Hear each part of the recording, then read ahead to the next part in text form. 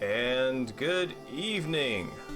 Welcome to the Deltahead stream. I am James Howell, and we are back for the first time in I think like 3 months. Last time was October 19th, I think it was. So yeah, we're almost exactly 3 months later. So thank you for anybody who is tuning in at this point, anybody who remembers this stream exists, because there was a slight structural disaster at the place where I formerly lived, which forced us to vacate. And finally, I'm getting things set back up again in a new space that can now support streaming. And I'm very excited to have this back. I've got a target hope of being able to do this once a week, as the weeks allow. Hopefully a little bit earlier in the evenings than this. It's currently 11:33 p.m. on the West Coast, and hopefully we can have a time that will enable folks from the West Coast, from the East Coast to be here too. So let me see if we can throw an iPad set up here. Some of this is going to be rediscovering how my setup works, because it's all new again, since it's being reassembled, and you always have the assorted hiccups involved.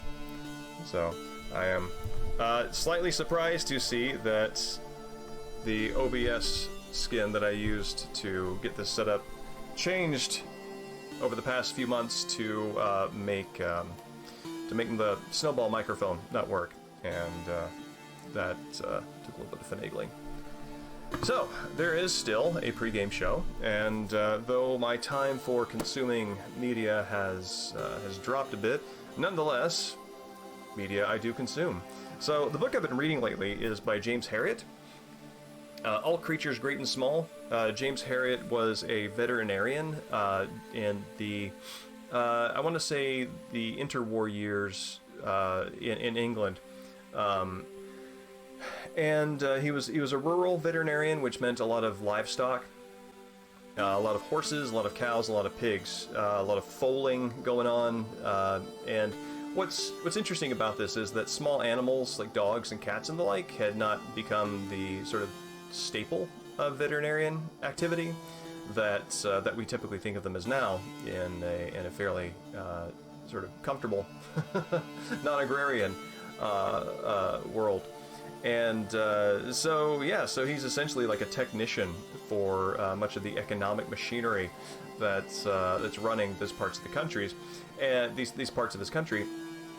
And he's just a very important individual, because when your entire economy relies upon cows, horses, and pigs, the person who comes out there and fixes your cows, horses, and pigs is somebody who your community ultimately relies on in a major way.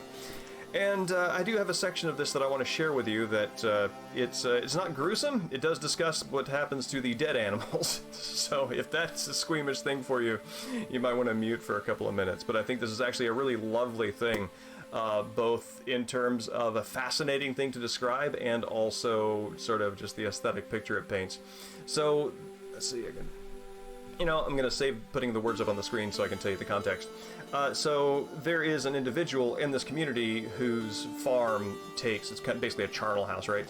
He takes all of the dead livestock and processes them, butchers them, does all the variety of things to them that separates the fat, the bones, meat, skin, and gives them to different people to turn into other kinds of products. So a very important person in this community, because it's kind of the back end of an animal farming community, one that touches on the greater world of industrial commerce and manufacturing, because they supply the raw materials for a lot of this stuff.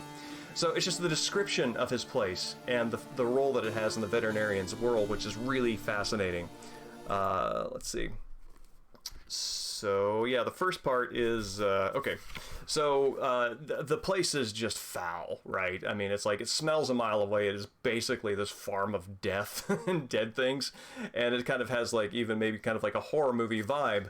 Though he does not treat it as horrific, which makes sense, because as a veterinarian, these sorts of things that we might repel from a body horror point of view are very natural to him. It's not a thing of horror. It's a thing of just practicality. But yeah, so This is at the very top. The Malik family bungalow stood in the middle of the building, and strangers could be pardoned if they expected a collection of wizened gnomes to dwell there. But Jeff was a pink-faced cherubic man in his 40s, his wife plump, smiling, and comely. Their family ranged from a positively beautiful girl of 19 down to a robust 5-year-old boy. There were 8 young Maliks, and they had spent their lifetimes playing among the tuberculous lungs and a vast spectrum of bacteria from salmonella to anthrax. They were the healthiest children in the district. And that is like, that's so cool, because it's a set of contradictions of disgust and sanitary, that to have those things existing side by side in the same thing is really cool. And it's a really great stage to set. Moving a bit further down, this paragraph, the second one there, is where he gets into sort of how the animals are sort of butchered up and sent to different parts. The bones went for making fertilizer, the hides to the tanner, and the nameless odds and ends. This is my favorite part. The nameless odds and ends were collected by a wild-eyed individual known only as the Ketfeller. I don't know what that means. It's like there are two things that are mysterious about that. The first one is, what is a Ketfeller? Like feller, I'm a fellow, right? But Ket, I don't know. And the fact that he's a wild-eyed individual, and the other odds and ends, which is just sort of like, what does that entail? Because he's covered pretty much everything. You know, he's like the hooves, the skin, the everything. So that's fantastic. And this is where it gets really fascinating in terms of his story specifically, because as a veterinarian, you know, you do lose cases. My contacts with Malik were fairly frequent. A knacker's yard had a useful function for a vet. It served as a crude post-mortem room, a place where he could check on his diagnosis in fatal cases, and on the occasions where he had been completely baffled, the mysteries would be revealed under Jeff's knife. And that's just a fascinating scene, just an amazing scene to set up a story. This lovely family who runs a death house where animals are processed, and he's there for a postmortem kind of autopsy on an animal, and it's awesome. So yeah, James Herriot's All Creatures Great and Small. It is a favorite of animal writing for me. And with that done, that brings us to Cyber Shadow, which is another favorite of mine that I have discovered. I have actually played through and gotten all the feats on this on the Switch version, and I decided to get it on PS4 for the sake of this stream specifically, because number one, I want to play it through again and kind of maybe experience it afresh with folks, and two, I like the game so much. This is where trophies and achievements are really a good hook. I like the game so much that I actually want to get all this stuff again on a different platform. And yeah, so that's pretty cool. So give me 1 second, I'm going to switch on over.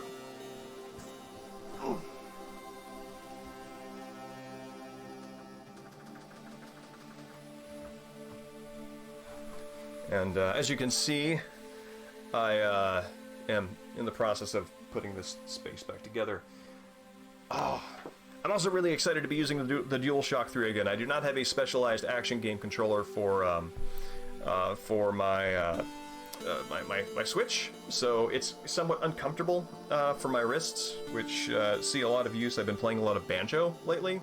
I carry a baby a lot, so the wrists and the forearms get quite a bit of work, and an uncomfortable video game controller is absolutely an off-putting prospect. I also haven't found my really cool, my nice sound-proofing headphones, so I've got these as a stopgap. Yeah. So this game is very kind of like visibly influenced by Ninja Gaiden, this sort of collection of games. Ninja Gaiden, I want to say the Probotector, the PAL version of Contra, where the enemies are robots instead of aliens, and that, and a little bit of Double Dragon. So it just has little bits of these things all thrown in, and the Ninja Gaiden influence is the most visible because of the running and the jumping and the fact that you're playing a ninja with a sword. But there's other stuff in here too, which is really, really, really swank. All right, gonna break the foil on this pack of cards.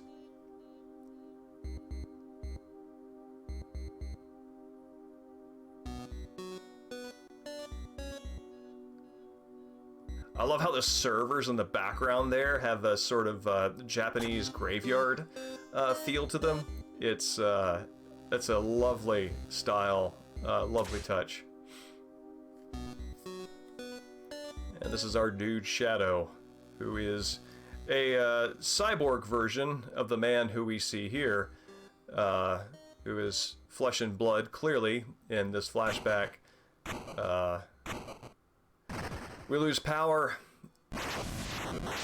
devastation, disintegration, and we wake up from the PTSD memory with a strangely cybernetic body. Let's see. Okay, yeah, controls feel about what you would expect. And this is our friend Legion. Legion, one of the things to kind of understand about the story of this game, another reason why I like this game is the narrative telling is actually quite good. The story is interesting. It's a very cool story based on the notion of transferring consciousness from physical biological bodies to machines. And it actually answers the question of whether or not you can do that in a way that I actually agree with, that I never see done in games like this, and I love that. It is not optimistic for us as beings transferring our consciousness to a machine, and I am likewise not optimistic, and I'm very glad to see this game leans into that. It doesn't use that as a point of judgment on the practice, but it just sort of says, well, this is the deal. This is the world of machines that have sentience based off us is actually just a separate world, and it's a new beginning rather than a continuation. But so yeah, just for a little bit of setup on the background here, since we'll be playing through it once, and it takes maybe a couple of playthroughs to put the plot together. Shadow, who is my guy there, was part of a ninja clan. Ninja clan had a master, and she and other members of this clan were in touch with some sort of very elemental essences. Her dad was a mad scientist, harnessed these things for the sake of understanding life, and then gradually went into sort of Dr. Frankenstein territories. Created machines ran amok, daughter got sick, he went crazy, save his daughter, kill everybody, that sort of thing. And no cost too heavy for my personal my personal life. Was sort of his attitude. And everybody in Shadow's ninja clan was basically turned into some sort of robot. Legion, or Elgian, I'm going to call him Legion because it feels better to say, is one such former member of his clan, and that is who this little crabby fella is.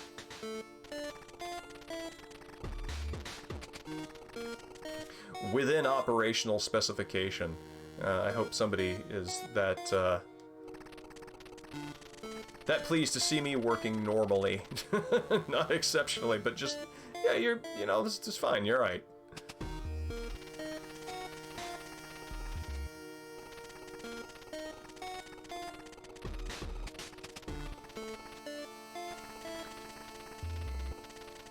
I think it's interesting that so Shadow knows all these people and has this cyber Shadow, the robotic Shadow, has all of the original Shadow's memories.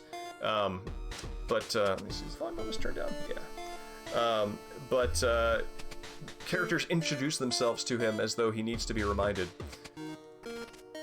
And one thing I do like about this game does this. This is a narrative thing that I love. If you got a little moment where you can press a button, you get a text conversation from an NPC, there's always one little summary / little bit of extra talk you can get if you talk to them after their main spiel. So, that's good. Narratively, I also like that they use the life bar as a narrating feature. Using the UI to tell a story is, I think, smart, and I like how you resuscitate. HP is at 1 out of 5, so you know you are not optimal. Evening Mexican Sting, evening Frigid Mirth, and Hey Listen Radio, thank you for the raid. Yes. I'm back. Still working out exactly what that means in terms of setup, but it's great to see everybody again. I am finally back rehomed. And like a critter whose owners moved across states and moved into a place where they couldn't keep a pet. I am rehomed, and I got a new house, new digs, and thankfully one that is not water damaged. Oh, hey, listen, radio is you. Oh, yeah. Well, the library is sort of in progress here. Let's see if I can kind of. You can see that there. So it will return in some manner. Evening, Iceman Dan. It's awesome to see you. I missed you guys. My heart, I missed you. It's been good chatting with you over to the Discord, but it's even better to hang out with you live. Thank you, Mirth, and thank you, Iceman Dan. Yeah, it's taken a bit. Almost immediately after moving in, there was a heavy snowfall and heavy rain, which caused the space to take on water. So I moved from one water damaged place into another, and it took a few weeks for that to get resolved. But finally, getting moved back in. But yeah, I like how the HP bar gradually fills up as you interact with this guy, showing that you know, you're being brought back online, maybe a little bit by force, rather than naturally healing. It's like, all right, you are able to get back on your feet. Here, have a sandwich and get out there on the road, buddy. Yeah, a lot of places. I think this is going to be a feature of climate change in a lot of regions where the architecture is not 100% designed for the new kinds of weather. Ultimately, I think having a basement space here is going to be better because houses in this area in the Pacific Northwest typically are not built to have you know, centralized AC and whatnot. So having a place that's actually in the earth, where heat, where you can cool down, it will stay cool, and you can kind of retreat to when it gets really hot, newly seasonably hot, is going to be a smart thing to have around. Essence deprivation. I really like the color scheme on Legion there. I like the blue and the green. Gives me a good water and leaf feel.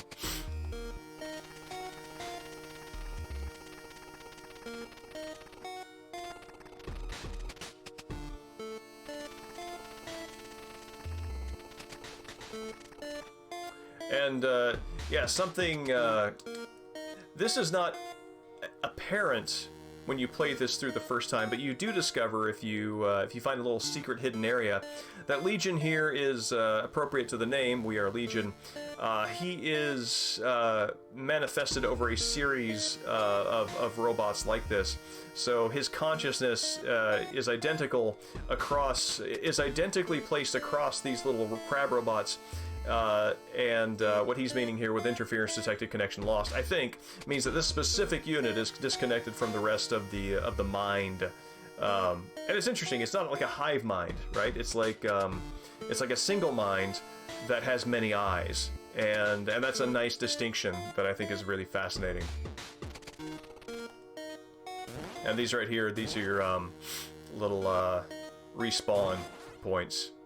That I'm never 100% sure if when you die it reconstructs you or if you just die, because encounters like boss fights and everything completely reset, including environmental damage that happens during the boss fight, which does suggest the standard sort of, well, you died and now you're back to where you started off in the you know, we're just going to rewind time in a way that's non-diegetic. And this here, it kind of splits the difference. It's one of the few areas in the game where narrative and gameplay don't 100% align, and it feels a little weird, especially because everything else is so well hit. Stasis chamber offline. That would be me. That's where I came from. Stasis chamber security status compromised. You betcha. That's why I'm out here running around. I really dig the sort of H.R. Geiger-ish sort of what am I trying to say? Sort of the intestinal look of the wires there, and also the metallic, very almost bladed plate mail-ish machinery. I think that's really cool. Stasis chamber log file, subject beta released. Last recorded status health essence level 37%. 37%? Is that 1/5? That's not 1/5. So I actually got... So if 37% is what I was last recorded at, and then I popped out of that machine at 1/5, that means that popping out of that machine actually cost me some.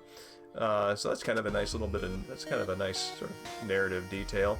And something that is also useful to note for later is that they call him Subject Beta, because a Subject Alpha shows up, and that Subject Alpha is narratively significant.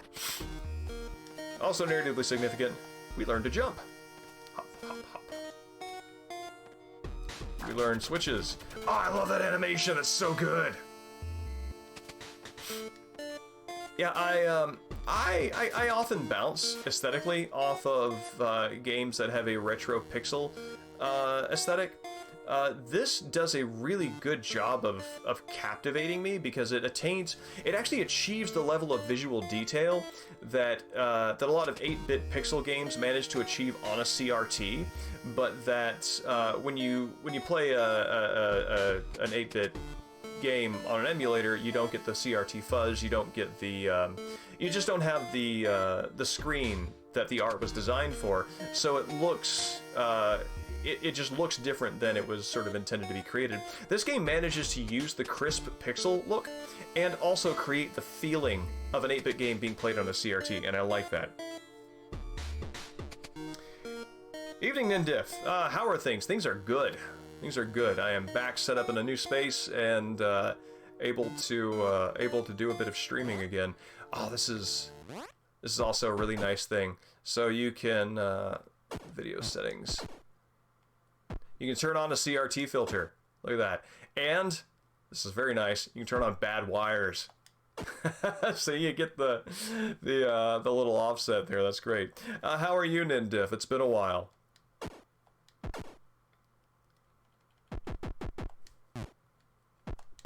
But we'll enjoy it this way for a while. And the music in this game is really sharp. I would actually spend money on a special physical release of this game, of this game's album.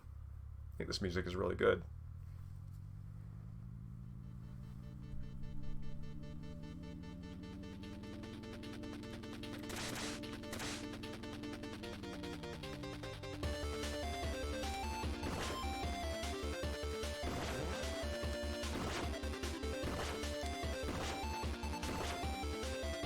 Steam is always bad for robots.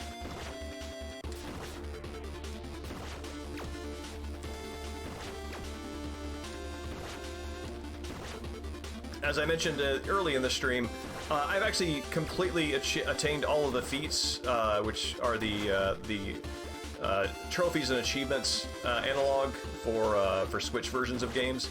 I've actually done all of that on the Switch version of this game. I actually bought this anew for the PS4, specifically to be able to stream it and have a sort of a new visual experience, or a new progress experience. So I feel very comfortable with this game.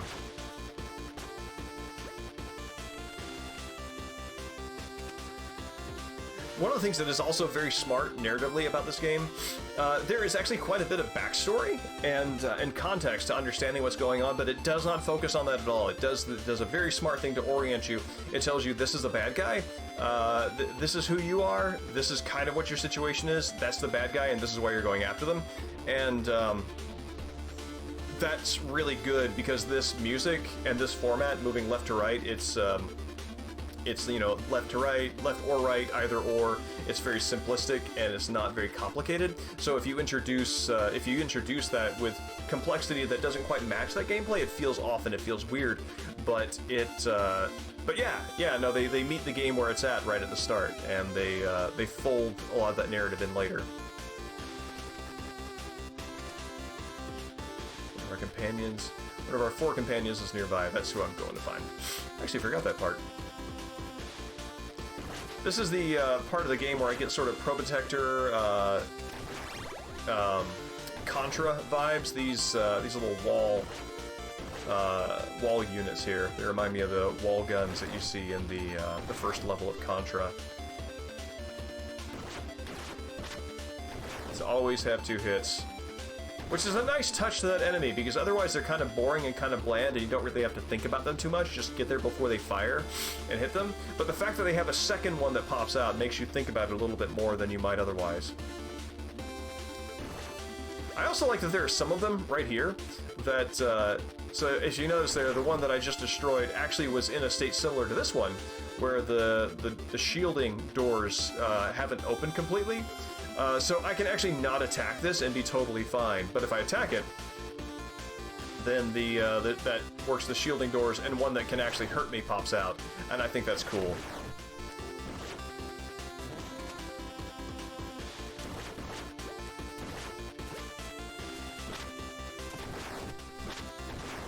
And these little doodads that I'm gathering here, these are good for getting power-ups and activating different features of the sort of checkpoint stations, which we'll see in a bit. Ah, my foot, buddy.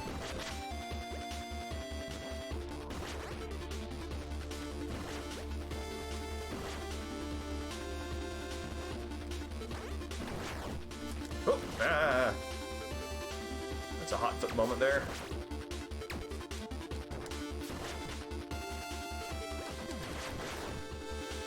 Depending on how the streaming on this goes, it might be fun to stream through, like, getting all the achievements and stuff, because it is actually a different game when you start looking for those accomplishments. And I think I'm good enough at it at this point that those things can be done. I mean, since I literally have already done them on one version of it, I think those things could be done without too many of the double backings and the hemming and hawing that sometimes happens when you bite off a little more than you can chew skill-wise on stream. You know, you might eventually conquer these things, but when you're streaming, there's a performative aspect that, yeah, when you break that rhythm, it feels off. Hey, come back. There we go.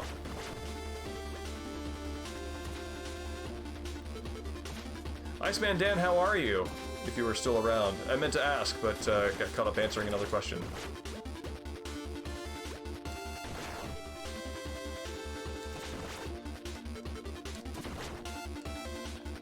There we go, good. Yeah, we are at our first boss. This first boss has a very Contra feel to me. I think it's the three-direction gunfire from these little things up top that just it evokes Contra. Just take my lumps there. Ooh. Oh boy. Oh man. Am I gonna die? No! Made it. These platforms that show up feel very Contra to me. Those right there, they make me think of some of the little barriers that show up when you're playing the the sections where you in Contra where you run forward. I think the second level. Oh man, I'm very sorry. It sounds like your name is coming back to haunt you. And yeah, long winters. The long winter is exhausting. I agree. I was right tired of it when it came here after Christmas.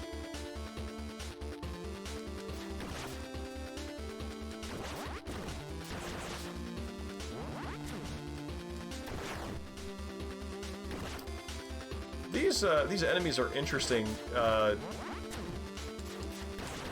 because they can fly through walls, and if you hit them when they're just out in space like this, they'll fall down, and they have another sort of moment where they kind of, you know, crawl towards you.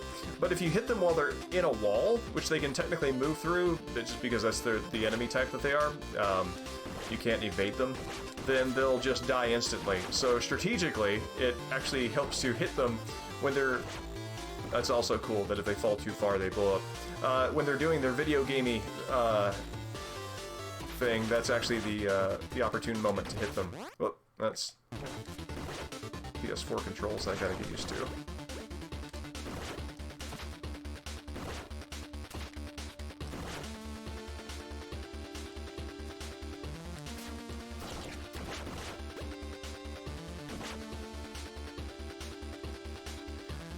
Oh man, skiing would be lovely.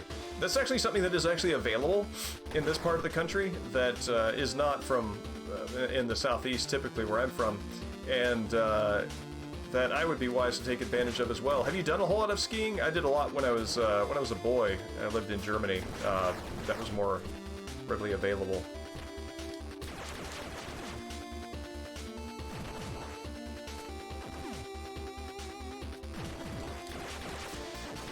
Whew.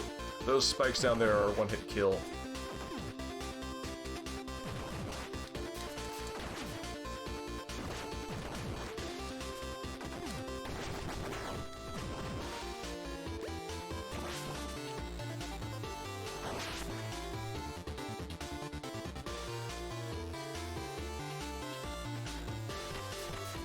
Something else that's really neat about the art in this is it evokes that feeling of like Ninja Gaiden, where if you look at the background, you can clearly see the tiling that happens, where the patterns link up, so they can create a bigger landscape out of a smaller number of overlapping graphics.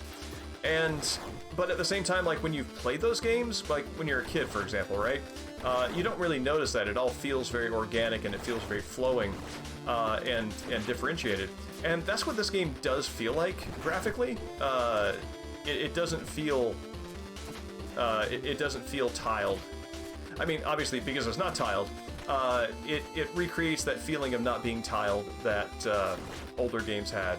So yeah, it does what I want a lot of these retro games to do, and that many do achieve, which is to replicate the feeling of the older game rather than 100% recreate it, because you can't go back to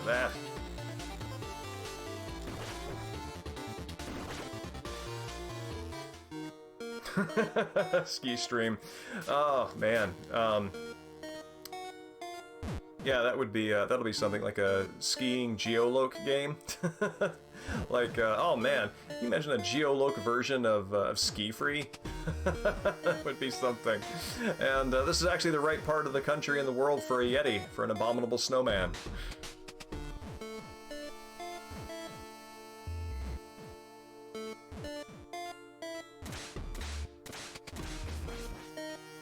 Oh, actually, yeah, that's Shadow's nightmare there. He's having a rough time. Yeah, there are moments where he'll go into sort of a freak out, and his HP will just completely drop down. And it's interesting. It's the HP it's called essence, and you typically think of HP being linked to a character's I don't know, physique. Rather than something that is expressed through physique. And his HP is actually drained by, I don't know, some PTSD triggers, some hard emotional moments, and it suggests that sort of like the physical damage is a particular face or an aspect of the thing that actually gets damaged, but is not the damage itself. And I think that's really interesting. Advanced. So does that determine the courses that you can go down? I think I would absolutely need to be on a beginner slope now, both from skill, lack of familiarity, and also just general shape, which I am not in anymore.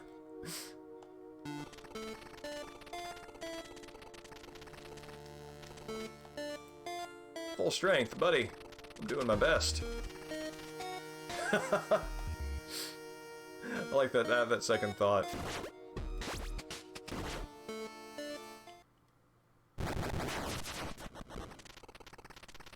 The first boss is my rival. This is Apparitor, I think it is. Just for context on who this guy is, I'm completely spoiling the story on this. He was a member of the clan that I was part of, and he was the malcontent who said, "What's that? What's the outsider doing here?" And then I, as the outsider, of course, you, Shadow, as the outsider, surpasses all expectations, is that sort of thing, which cultivates a degree of bitterness. And I think the H.R. Geiger influence on some of the visuals shows up here in his design as well, because he's kind of got the xenomorph sort of head shape there.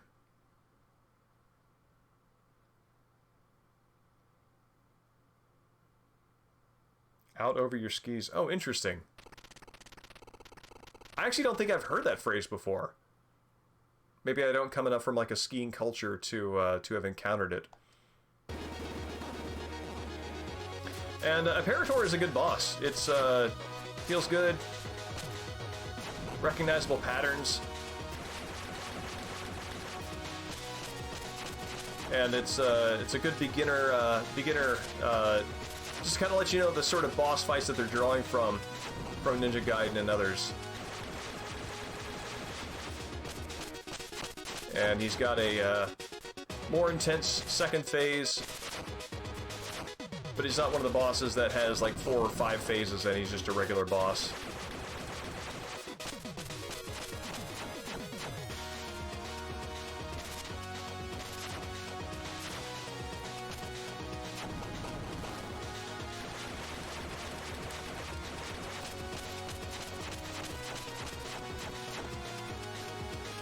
Good music, too.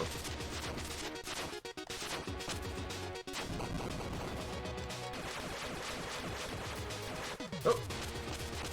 Could have had him that round, but did not. Oh! Hot foot.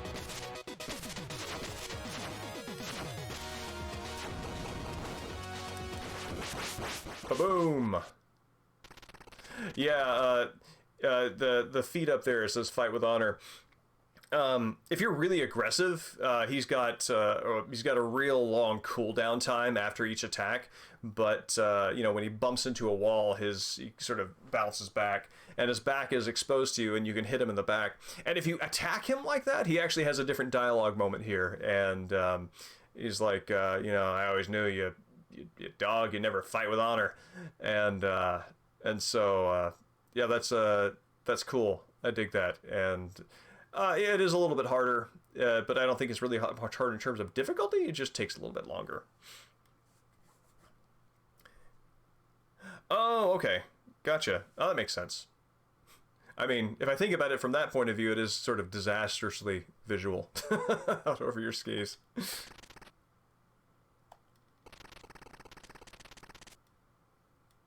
What little assets you have left, so I'll let you live for now. Run along, little fox.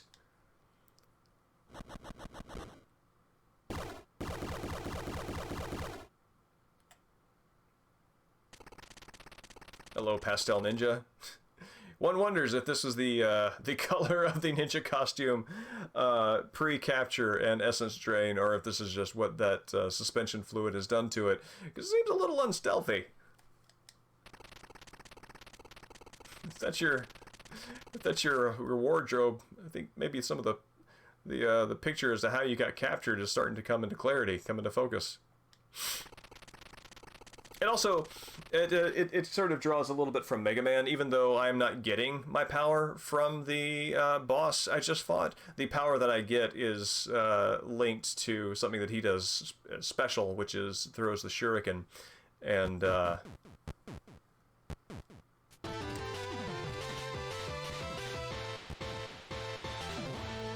what you get.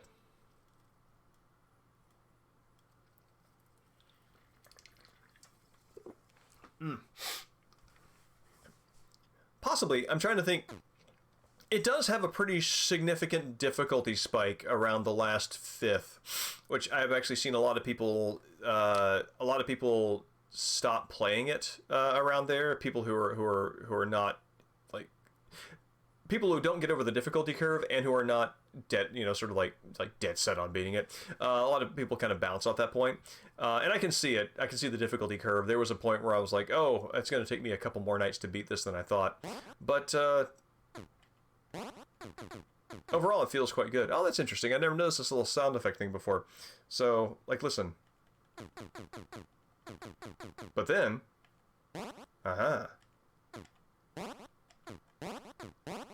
actually curious to know if the other items that show up have that. Actually, I actually hopped onto Ninja Gaiden 1 on the Switch NES emulation little package that they have there, and I started playing it, and it is actually, I don't know if it's actually harder than this, but there are some quality of life differences that this game puts in that are very subtle, which makes this feel more natural and intuitive. But I also feel like maybe some of that might just be a difference in physics and a difference in jump distance and the like that you could overcome by just getting refamiliarized with it. This is also a nice little thing. So this doesn't actually do anything to my knowledge, but you got this little locket here which takes up a significant part of screen real estate on the pause screen. And you open it, and it's not just a regular locket, it's a cyber locket. It's got a picture of your love in there. And you can close it, you can open it. And this actually becomes significant in a very subtle way at a point later, which I'll point out when that happens. Yeah, man, I love Ninja Gaiden. I had all those little cherry blossoms floating up. The cherry blossoms show up around the remains of your clan quite a lot. And just kind of in terms of the shape language of the background here, I am liking how the sort of like I don't know, servers, switches, whatever these things are in the background that I'm hopping over, they kind of resonate with the Japanese graveyard feel of the servers that are in the background of Shadow's sort of containment unit. Do you mean the 3D ones that started with the Xbox? Yes, you can go back once you get additional powers. You can go back to older places and collect more items, as you see there. Chapter 60%. I've got some more items to grab there. I played the first one. Quite a bit, and I really like the fact that the ultimate weapon in that game was basically your wooden training sword, just leveled up, and then it became this gigantic paddle that just walloped everything. I really enjoyed that. And yeah, the newer Ninja Gaidens are kind of like, they were kind of up there with, I think they're actually peers of Devil May Cry 1 through 3. So the sort of like the same kind of game showing up that was very nice.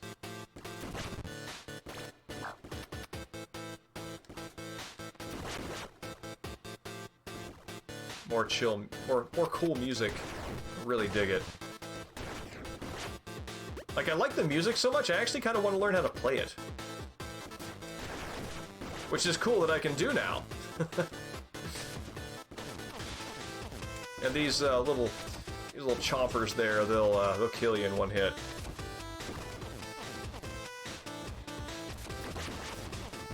Mexican Sting, from the era of games that I kind of generally know you generally like, that seems like those Ninja Gaidens kind of seem up your alley.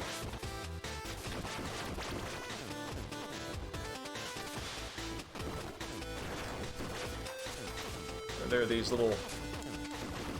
I actually feel like I should be a little more grossed out by these flies showing up from the eggs that you hit and crack open, because eggs and the like are...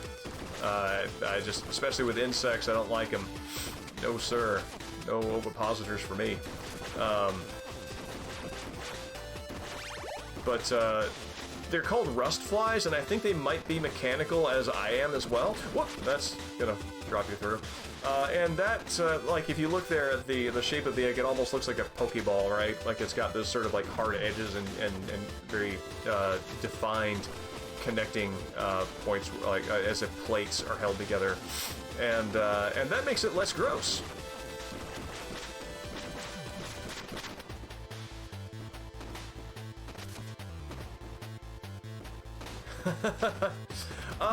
That's fun. That was actually some of the first music that I started to play. Two of my regular practice warm-up pieces are Humoresque of a Little Dog from Earthbound, and also Ken's theme from Street Fighter 2, which actually, so this is a little weird thing about the banjo is unless you drop the tuning one note, the lowest note you'll get, the lowest string open is D, and so it's like just one note above what middle C is in anything else. So you have to either take songs and bump them up a little bit into a different key, or retune your banjo, which I don't do because that's maybe when I'm a little more sophisticated with the instrument, I'll be there. But yeah, no, it's kind of weird because Ken's theme feels best in its original, but you can play the full intro, you know, the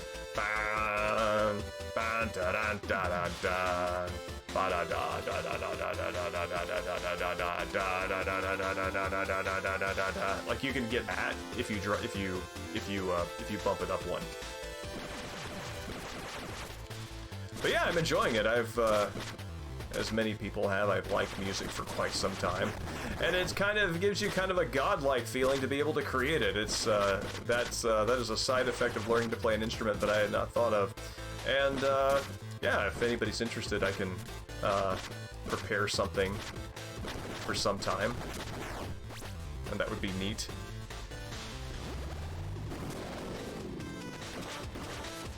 I like activating an environmental threat.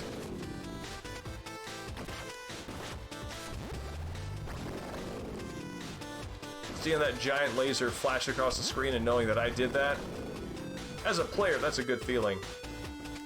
Oh crap. Oh, well, at least I got one of them.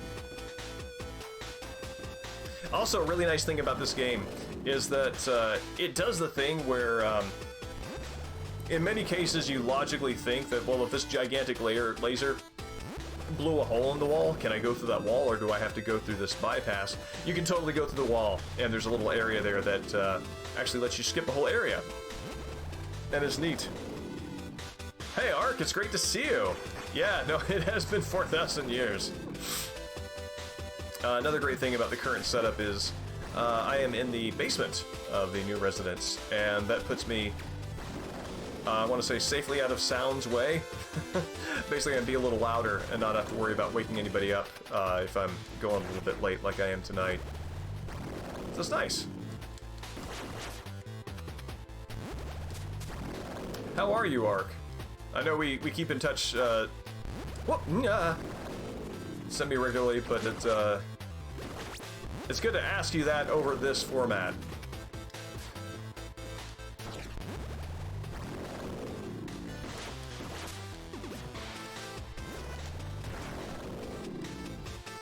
Oh, yeah.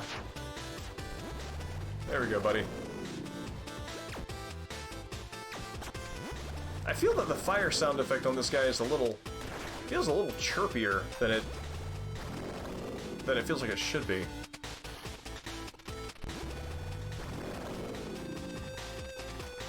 It is nice. The only thing that I have to keep mindful of, especially on days when it's foggy, is to have a dehumidifier running down here almost constantly, because it does get a little damp, and when it gets damp, you can kind of start to smell some of the old house smell, which isn't. I mean, it's not bad. It's not gross. It's just, you know, well, maybe it is gross because I don't want it.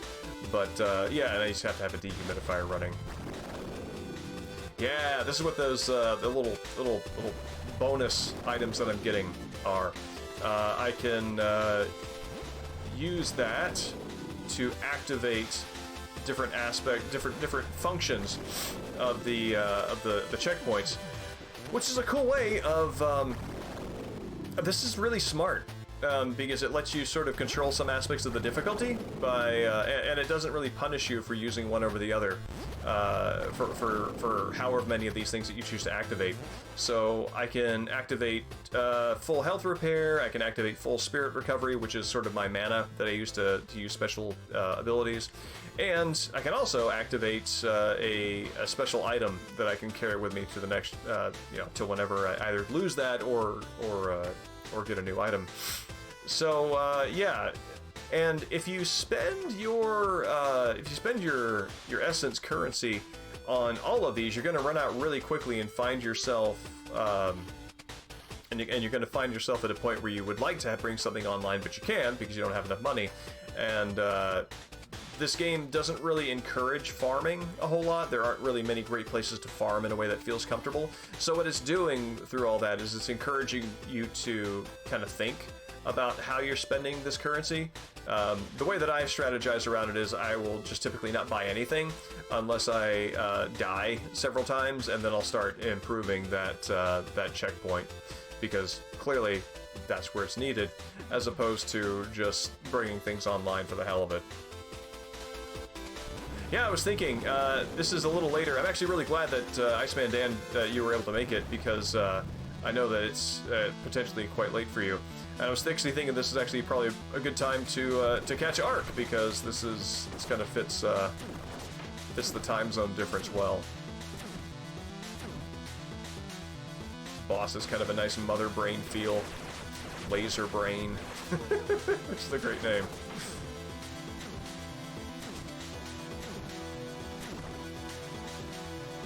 Yeah, let me stand right here and shoot you, or smack you in the face with my sword.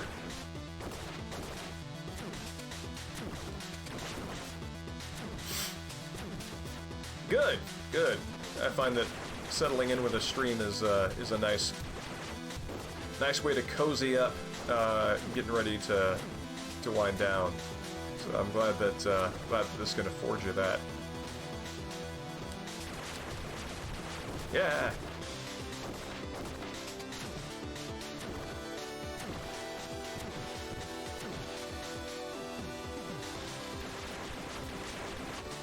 Ba-boom! Ah, it feels so good. Even if I don't need all of these power-ups, it feels so good just to have them rain down upon me.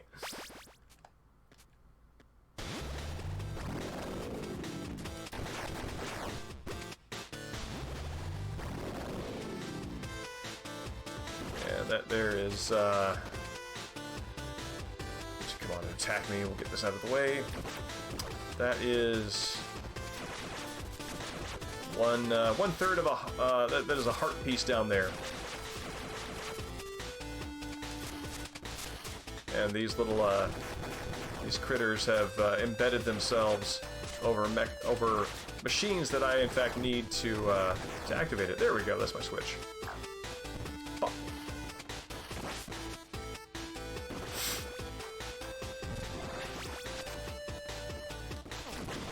Oh, that's a unpleasant bonk.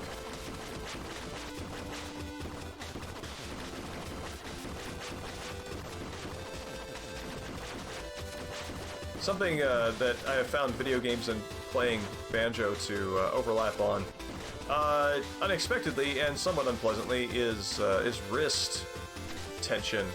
That I find playing on the Switch controller. I don't have one of the controllers for the Switch that are good for action games, and I find that I have to sort of take my wrists and kind of bend them in like this a little more, which they like less than this. This is actually a very comfortable angle. So the more I play on the DualShock, the happier my wrists are, and also finding proper posture and form on a banjo, because it's a heavy instrument, and if you're not doing it right, you can really put pressure on shoulders and forearms and wrists in ways that your body typically doesn't like. So I have found myself having to actually make a choice every so often about whether I'm going to practice my instrument at a certain point or play a game.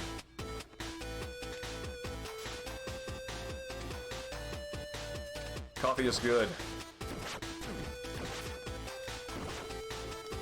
That is one thing that, due to the water damage, I was living in a hotel for a while because, well, I mean, you just can't live in a house.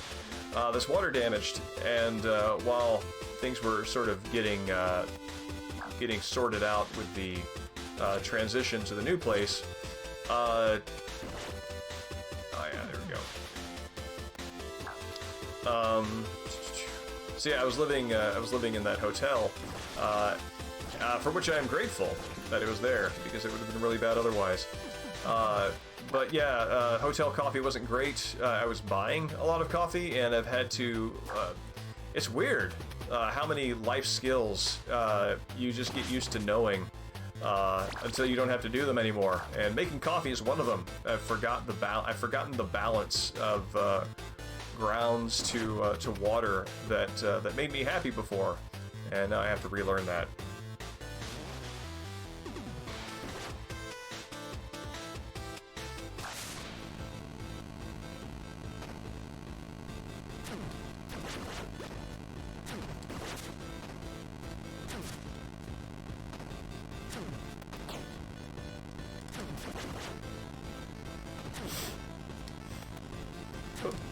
Yeah, that's my head.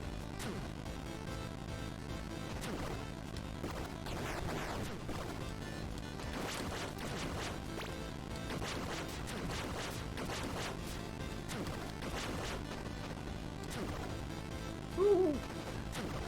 I always feel a little bit nervous when I encounter spikes like this, because you sometimes wonder if approaching them from the side is going to hurt you, and it's not entirely clear. So you can sometimes screw up your strategy by pressing into them from the side. Fortunately, these are as I would expect them to be, which is only dangerous, you know, head-on, meaning up or down. I like how they have the little rust fly hatchings here. That's a nice touch to explain where all the adult ones have come from.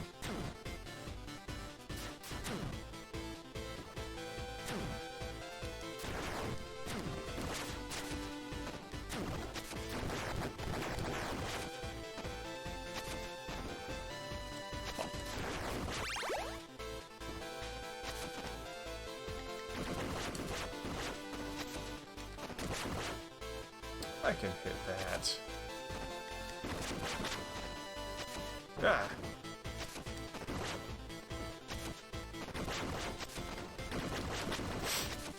It occurs to me as the stream gets sort of wound back up again, I have at least 2 games to 3 games to finish that I think are near enough the end they could probably be knocked out in 1 or 2 streams. One of them is Dead Space, which was the last thing I was streaming when the water damage hit. And that, Killer 7, and Legacy of King Defiance.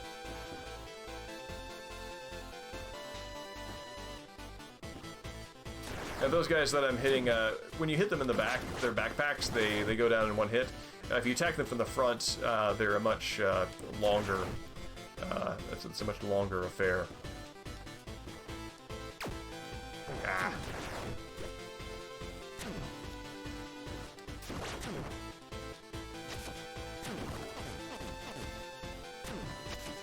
Chomp, chomp, chomp.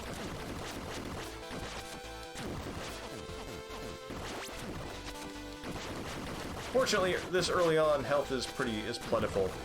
This little section right here reminds me of one from Castlevania 3, which is one of the harder parts of that game, in fact, where you have blocks that are just falling on you from above. It's unclear if there is some, I don't know, somebody up there tossing them down on top of you. But yeah, you have to basically ride them up to the top, and it is brutal sometimes. Oh yeah, you can talk to the ghosts of your fallen clan members to kind of get a little more of the story. And it's neat, these things here, these interactions don't always tell you more about the plot, but they give you more of the atmosphere, and that's, or they reinforce things that you've been told elsewhere. It's important to hear things second, third, or fourth, or fifth time. Especially if... Oh!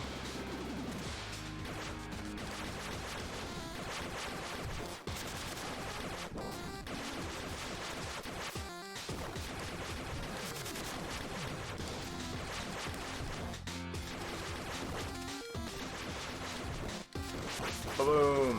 I think there's an achievement for beating this guy without taking damage. I love this. When he gets destroyed, his head just kind of like crab walks away. And you can't actually destroy it. You can actually never kill him. He's still existing somewhere in machine state. Somewhere out there.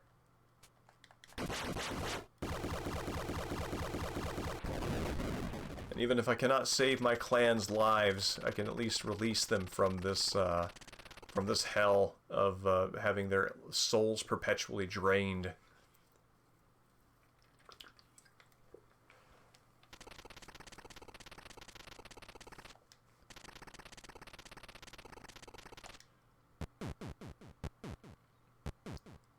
And he or she grays out and returns to whatever the other world is as cherry blossoms.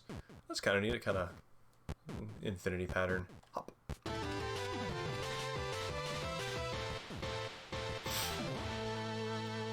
Alright, I'm going to see if these have different tones now.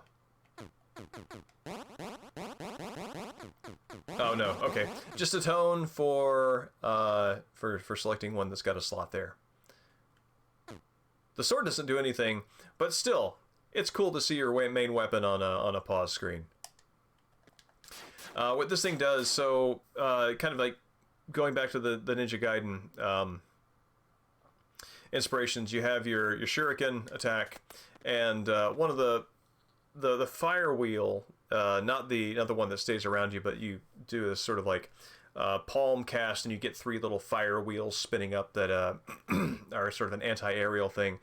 This game has a version of that where instead of like using like a magic cast, you take your sword and you scrape it along the ground and throw the combusted sparks up, and that's cool. They are sub-weapon icons. They're actually more like ability icons, because these are available to me at any time. There's Shuriken, there's Rising Fire, so I don't have to make a choice.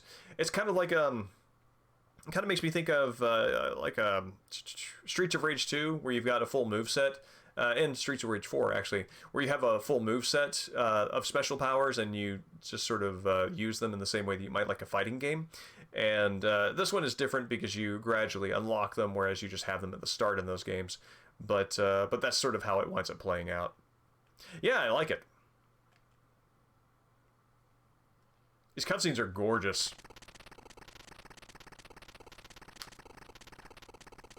Yeah, backstory from my robot buddy. Actually, everybody here is my robot buddy because they're all robots. Mecha City.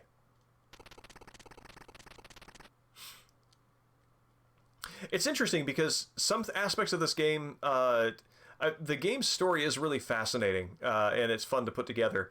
At the same time, there are also a few moments that kind of come in the names where it feels strangely generic. Mecha City is one of them, where it feels like it could be like in NES game parlance, sort of like Anytown, USA. And Cyber Shadow, even though the name itself is meaningful, when you're just looking at it in the store, it feels generic itself. So it's interesting that that sort of texture to the story. And Dr. Progen has a very Dr. Wily approach. I like how he's got very hard angles to his head design. And also to everything else. He's a very, very spidery figure.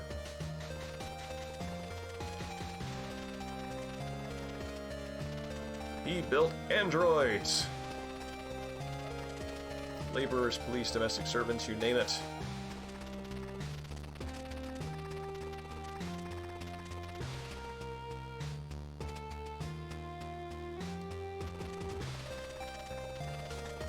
And yet, yeah, so there's an interesting commerce that happens here where Dr. Progen makes robots to get the city running, and then there's a clan of sort of like Wetworks ninjas who are specifically devoted to cleaning them up. So this entire city runs on robots and ninjas. It's great. It is a good sprite. These are all really good sprites. The sprite work in this in the pixel art is great.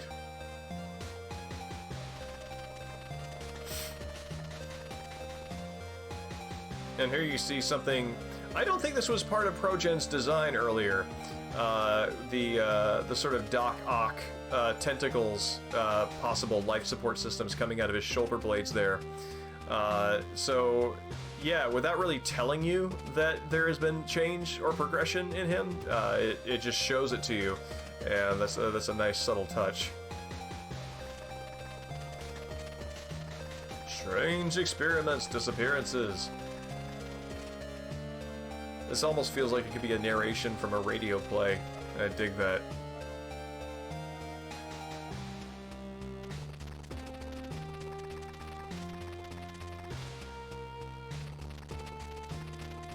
And so yeah, there's Progen, apparently his little back hookups are now plugging directly into his head. So he has definitely taken steps to evolve. Actually, that's interesting. That's probably a new body for him, since that's what he does to people, is he transplants their personalities into machine bodies. So he probably did that to himself as well, and maybe those wires are a part of that.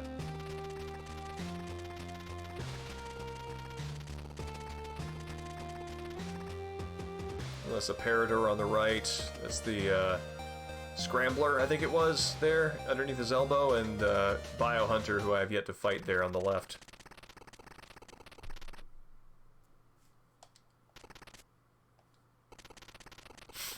It's also good that even when they're giving you backstory, I think this is smart for games writing in general with an action game, is that after giving backstory or info dump, just to always wrap up with a statement of urgency, statement of who you got to punch and why you got to punch them.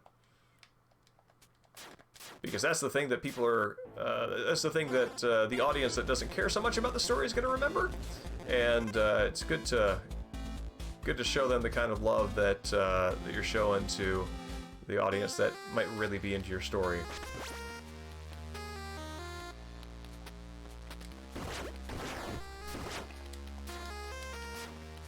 There we go.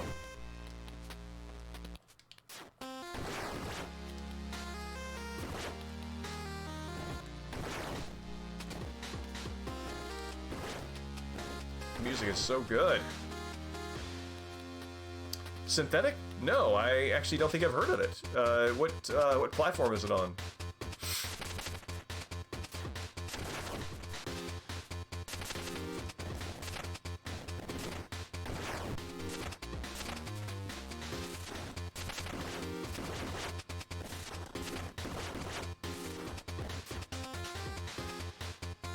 Well, sir. Oh yeah, here's where this sort of like anti-aerial attack is useful for gathering items. Oh, no! Ah, that's what death looks like. You respawn right back at your checkpoint.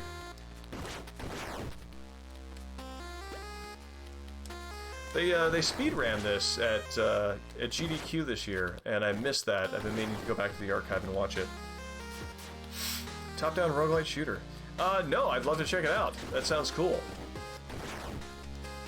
I like top-down shooters. Is it a sort of Ikari Warriors Smash TV kind of shooter where you're looking down on top and you can see the shoulders and the gun, or is it something slightly different, like a bullet hell shooter?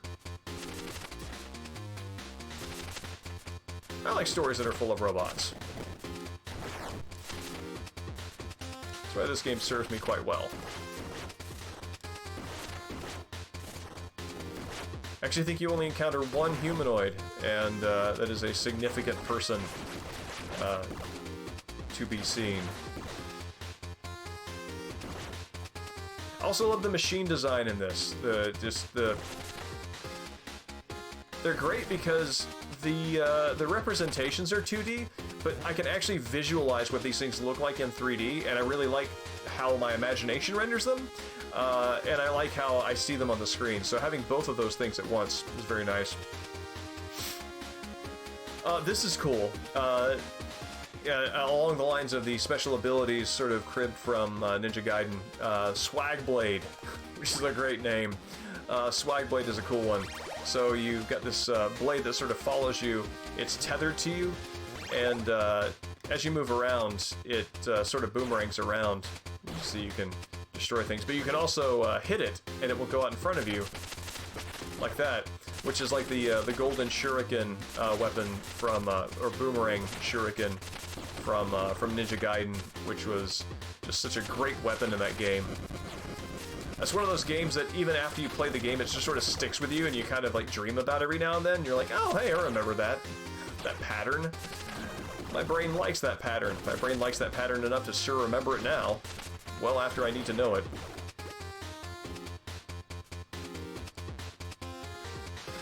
You're right, it is like a yo-yo, because it's tethered to me.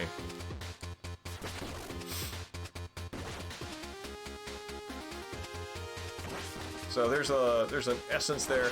That's kind of a nice little bit of little sub-story they have.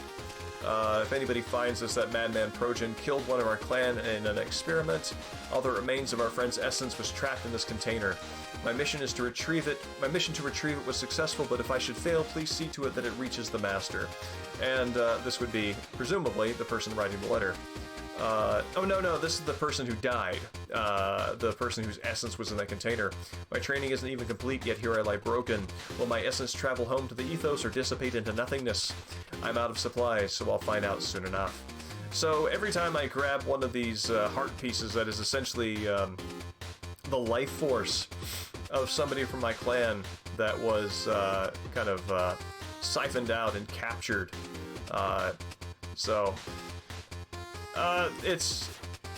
It's kind of like, it's one of these sort of like quasi-gruesome things, like, am I a monster for ingesting and integrating these other people's, essentially their souls into my cybernetic form? There's also the fact that maybe you're doing this in a best-case scenario, that otherwise they would just be simply used to fuel machines, so they might as well be used to fuel the machine that is avenging their death.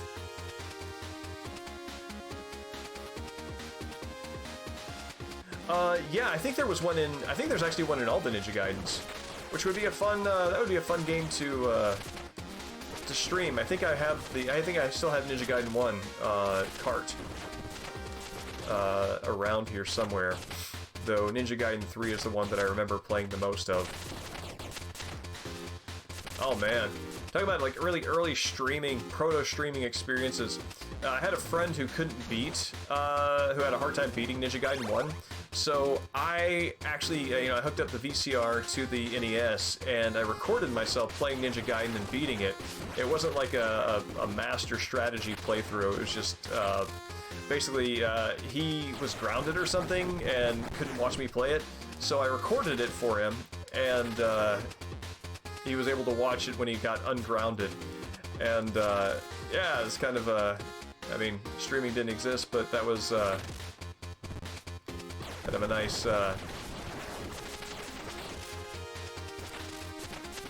something similar to it.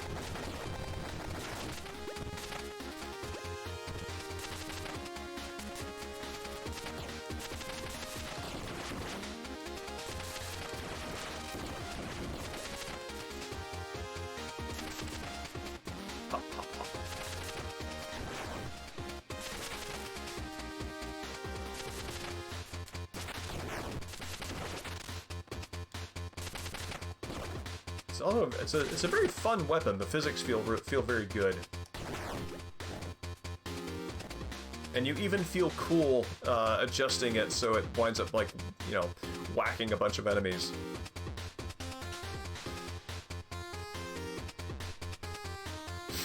Oh yeah!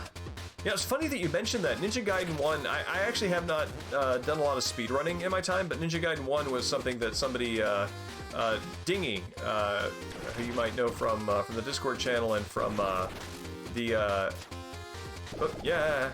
and from the stream, introduced me to Ninja Gaiden 1 speedrunning as a good entry point. And so I played around with that a little bit. The part that you're talking about is actually the part that I don't know if I think I might have gotten really busy and wasn't able to. Oh no! I love the swag blade. I don't need the blade extend. Go back and get that other item. It's like the getting the knife in Castlevania from a candle. Just nerfs you right off. But yeah, the part that you're talking about is the part that I stopped at.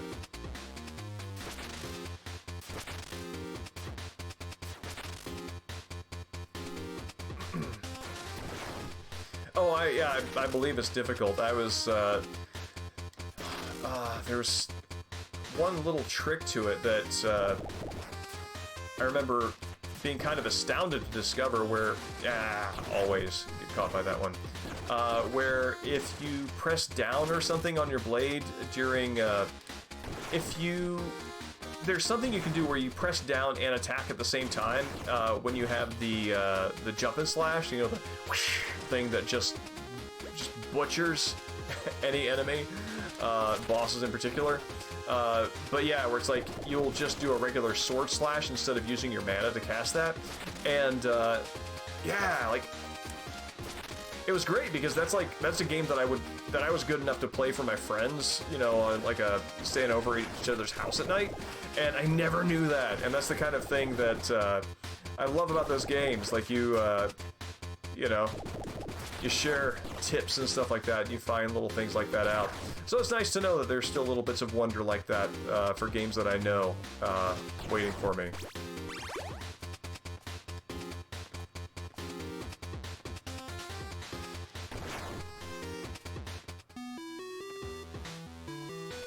Their leader controls a weapon high in the clouds. Anywhere under the sky is unsafe. I must stay hidden indoors. That, sadly, did not work out well for you. Man, Mecha City apparently was nuked quite some time ago and is still on fire.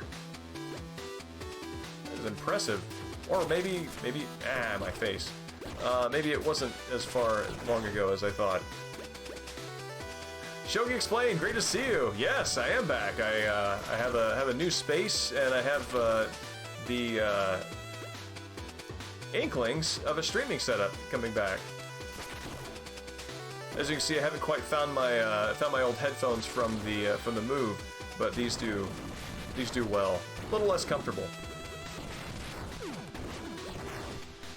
Let's see, what time is it now? About 12:49. I might be here for another, I don't know, 30, 45 minutes. It's a little late. This was the time I was able to get around to starting. But yeah, I'll probably go till 1:15, 1:30, somewhere in there. City and surrounding islands have been secured with a safety perimeter. Yes, goodbye, Remnant Psyche. Yeah.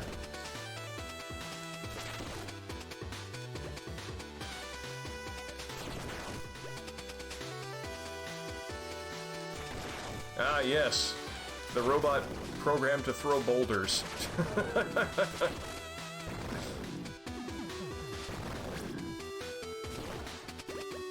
Just see Dr. Progen shrugging his shoulders like, yeah, that's the best we could do.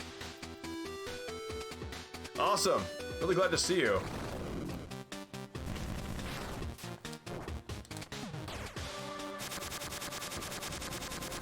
Oh man, well that wasn't the intended output. I was trying to use the blade to hit the weak spot. This is an achievement that was actually the hardest one for me to get on the Switch. So I was seeing if maybe I could beginner's luck knock it out right at the start, but oh hey, the swag blade's here. Let's see, maybe try it again.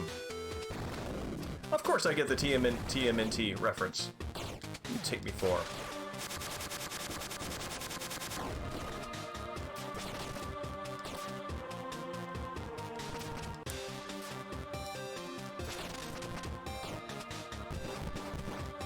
Well, I'm absolutely not getting the achievement I have in mind, but we are making progress.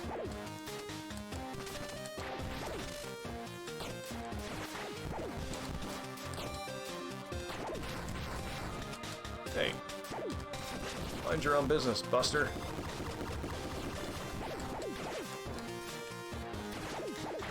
Oh.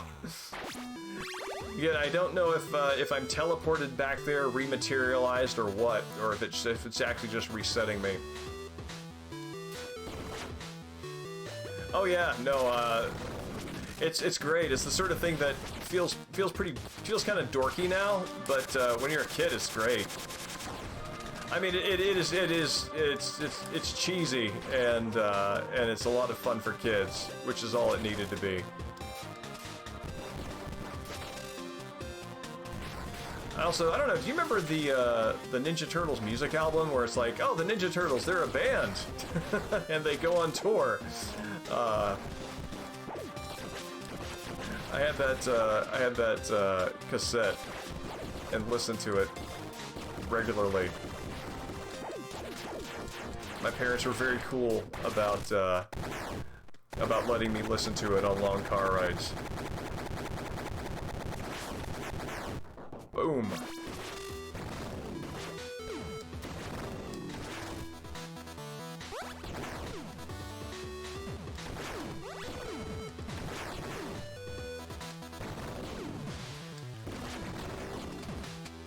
these enemies are not super tough, but they're the kind of enemies that are basically there to knock you into death pits.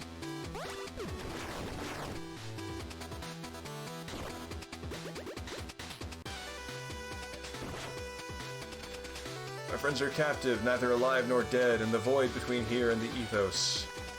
I must keep running or I'll share their fate. Oh yeah, this is kind of nice. You get little cutscenes occasionally from... the design of those robots remind me of the Protector enemies from the PAL Contra. Oh man, even your standard grade robots has the ability to siphon a soul. Which I guess is what I'm doing every time I defeat a boss and gather one of those.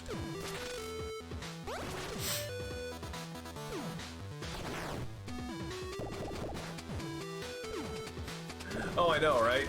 Well, I mean, if you're killed by an enemy who doesn't know whose name you don't even know, that also kind of tells you, I don't know, what tier character you are in the fiction. You're not the hero, you're the example. And that's, I mean, actually, nobody wants to be on the dying end of any of those, unless you're, like, doomed to live eternally and you're basically in a living death scenario. But, that outlier aside,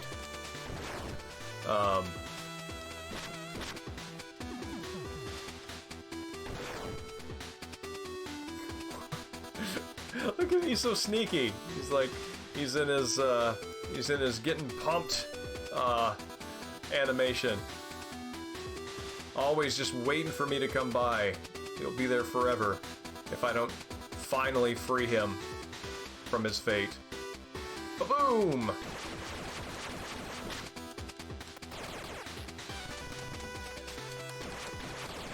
That was cool.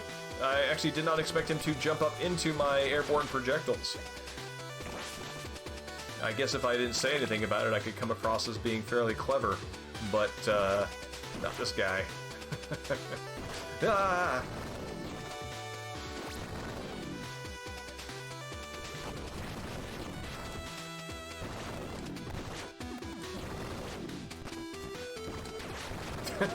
I rolled right into him.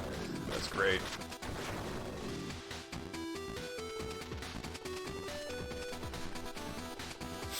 Attention, all civilians, this is the automated transmission. I mean, the moment you realize you aren't the protagonist of the story is kind of Metal Gear Solid 2 in a nutshell, right? Please evacuate via train. Oh yeah, that's the same thing. So yeah, everybody was told to evacuate by a train, and then the trains proved to be very insecure, or unsecure. I mean, maybe they're insecure. I don't know what their emotional status is.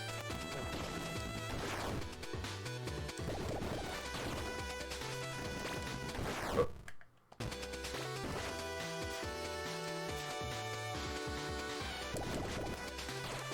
Bonk.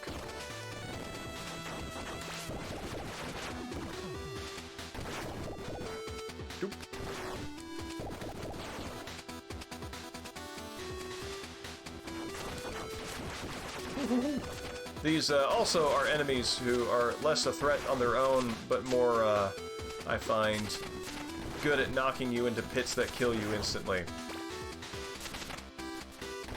Oh, this one's great. I love this weapon.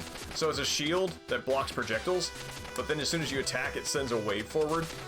And it takes a second to recharge, but the wave goes through walls and stuff. It's great. See? Look at these guys got nothing. Trains have stopped. No one else is getting out. Looks like it's the end for us all.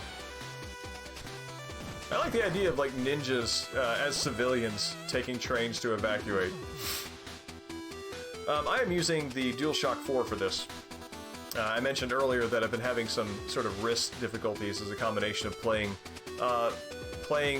games, like playing this game specifically on the Switch controller. I don't have like a Switch action game controller, and playing Banjo and using a keyboard without the same kind of ergonomic setup that I'm used to.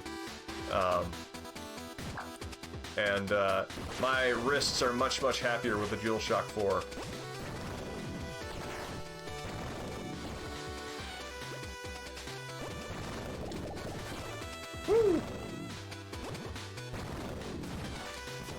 don't have that ability yet. I was relying on it. Oh, this is bad.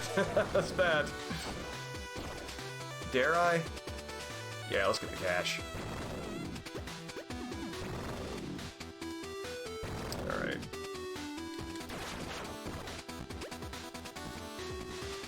Really need a health moment here. There we go. Health moment? Healing item is what I mean to say. Maybe I do mean to say health moment. If one leads to the other.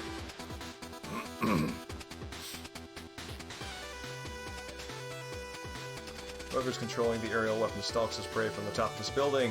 Wherever he gazes, the weapon strikes. No one can dodge it.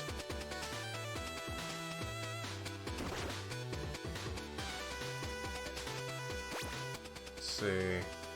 Swag blade. What is there's a feat surrounding this? What is that?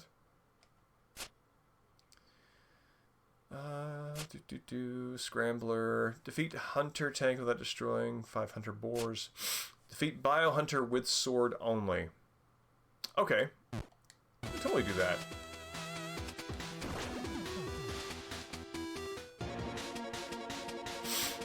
This is a great boss. This kind of reminds me of like a cross between a Ninja Gaiden boss and a Shinobi boss.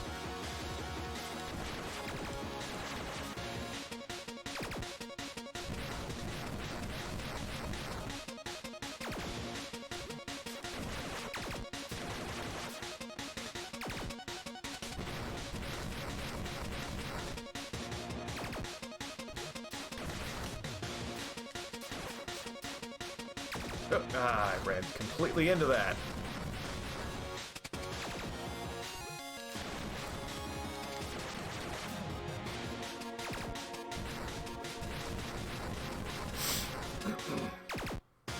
That's interesting. The I always get the timing on that wrong.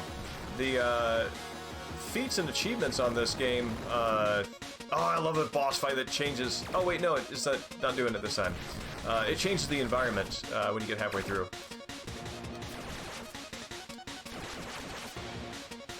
But the boss feats and achievements basically discourage you from using their vulnerable moments. Yeah, here we go. Boom!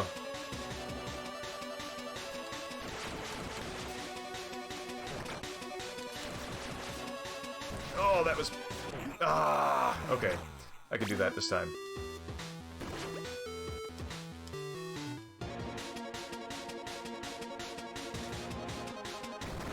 I also really love using a weapon attack like that to instigate like a change to the environment. It really makes the weapon feel consequential rather than just something that hurts you. It's actually something that can destroy the environment. So I like that.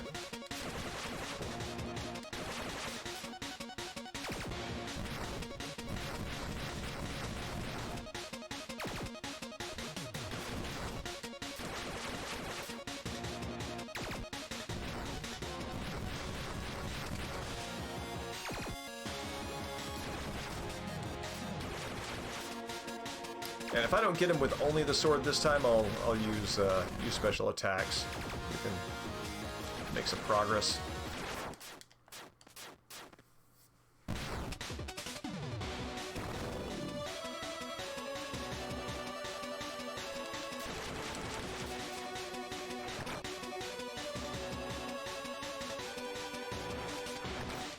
I really like how after he attacks, he has to like work to pull his sword out of the ground. See, like right there? That's cool. Do that again. Yeah.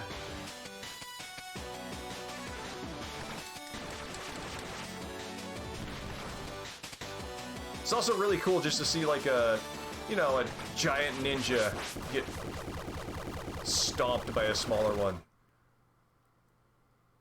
Oh, like skill beats strength thing, which is cool.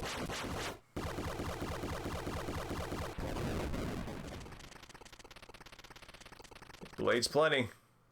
Steals our powers to augment his own. He seeks access to the secret safeguarded by our clan, the ethos. Look for a shrine to help you remember. That's a level, that's like Legend of Zelda 2 level of enigmatic.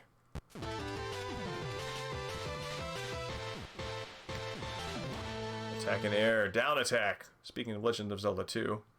Correct, yes, I did not use a sub-weapon. I just, didn't use a sub-weapon or a special attack. That down attack is one of the things that I remember the most clearly from Legend of Zelda 2. It's one of those things where you get the physics of a game moment kind of in your head at a really early age, and it always just stays with you for the rest of your life. Oh, actually, Shogi explained, speaking of Teenage Mutant Ninja Turtles, check this out. This is a really cute Easter egg. I like this. I am downstairs, and now I find a sewer entrance. Got pizza boxes, broken TV, and a couple of skateboards. And I think that's cute, and I like it. It also, for some reason, the colors in this, I'd be interested to compare this side by side with the Teenage Mutant Ninja Turtle NES game. The colors on the TV remind me of the colors on the TV there after Shredder, like, taunts you because he's kidnapped April. I think this is the first one. Maybe this is the arcade game port. Oh, I actually haven't played Wasteland 2, so I do not know of those references.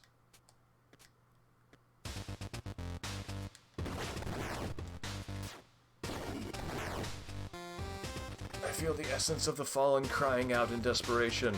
A plea from those prevented from passing on, stranded between life and death. A call to end their exploitation, to let them die.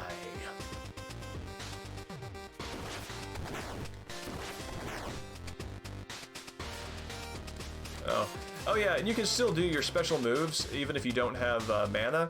They're just like limited versions of them. But even this right here is, you can attack really fast with it. So it actually is still kind of an optimal attack. As not anti-aerial, but just something directly above you. The shuriken is kind of peters out there after a few feet. And this, just get a little shiny sword down attack. Yeah, this game is fantastic.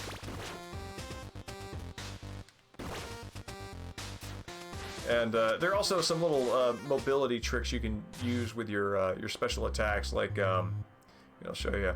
With the down attack, you get a little bit of an extra hop there when you perform it, so you can actually clear some jumps that you might not otherwise be able to.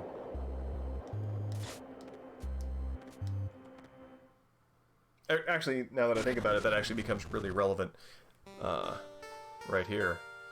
So yes, this is my finally get a place of peace. This is this I believe this space exists in the Ethos. This is a place that members of this ninja clan have special access to.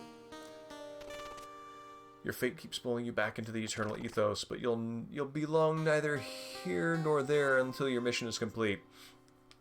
So yeah, because Shadow, the ninja, is sort of embodied in this cybernetic form, he's sort of neither alive nor dead. He kind of shares the fate of all these other sort of spirits. Your gift is not unlike our master's. You'll have to wield it well if we're to restore balance. And I assume that these ninjas, I mean, basically heaven is full of ninjas, is what I'm getting from this. It's also nice they use the colors and feels kind of like the design of Ryu's sprite in Ninja Gaiden 2, particularly because, you know, it's got the right kind of blue-purple, and it's also the ninja garb cuts off at the shoulders so you can see the arms, which I think is part of his design there. And that is our friend in red. That's a Parador. That was our first boss that we fought, who will come back as our rival.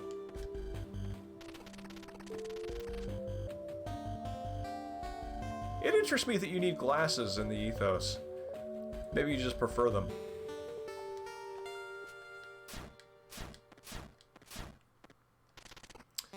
Here's where our trainees are challenged. You remember, right?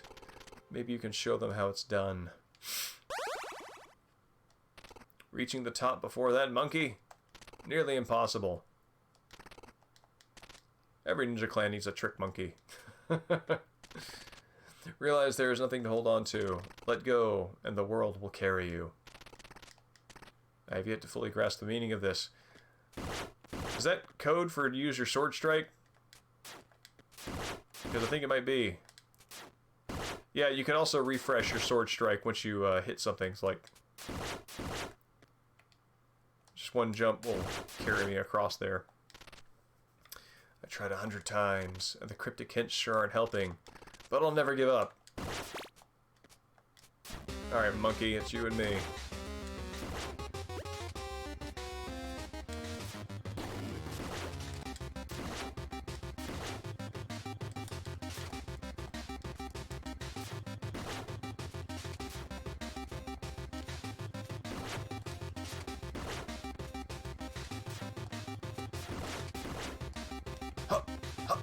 Gotcha. Oh, and the monkey makes it through the door at the same time I do. It is neck and neck.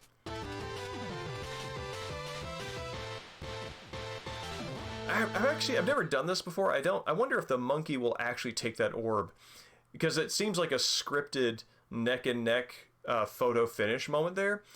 Because I got to the door well before the monkey did, and I'm wondering if the monkey actually can take the orb, or if you just get the victory by virtue of the fact that you got in that door at the right time.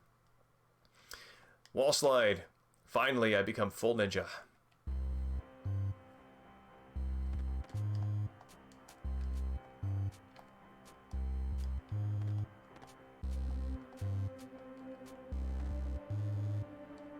This is a little thing that I like. If you hop on a wall and you're sliding down, watch what happens when you get to the bottom. He kind of pulls his legs up, which I kind of like running that through my mind. I think like maybe it was planned that way. Maybe the anchor point for the wall slide is right below the hand, kind of at the middle of the sprite. And if the sprite kept sliding down past the anchor point where the feet are just sort of touching midair, it doesn't make sense. So they, did another version of it where he sort of like bunches up. Either way, it is a really nice, nice little moment of life in that action.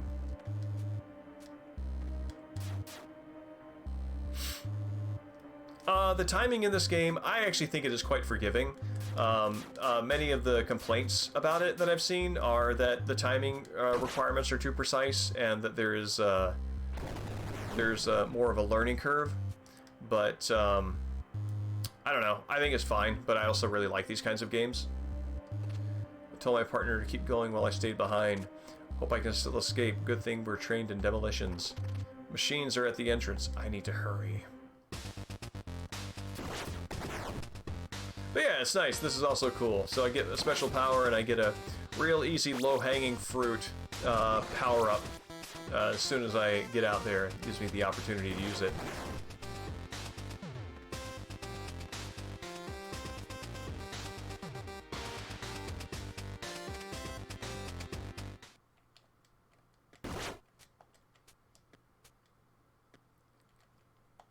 Is our master truly gone? I never sensed her passage to the ethos, and I can't feel her presence anywhere in Mecha City. Shadow must have seen what happened.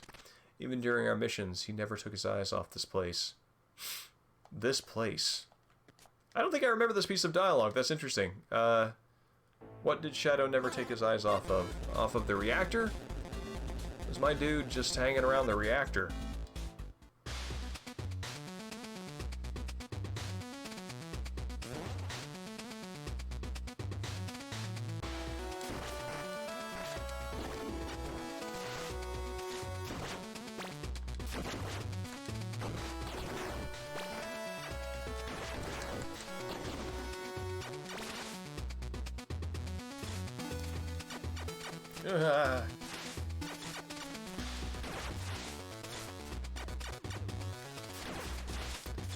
Very Castlevania dragon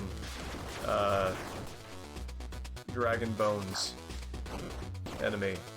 Oh, I don't think I knew that was up there. That was actually kind of an accident.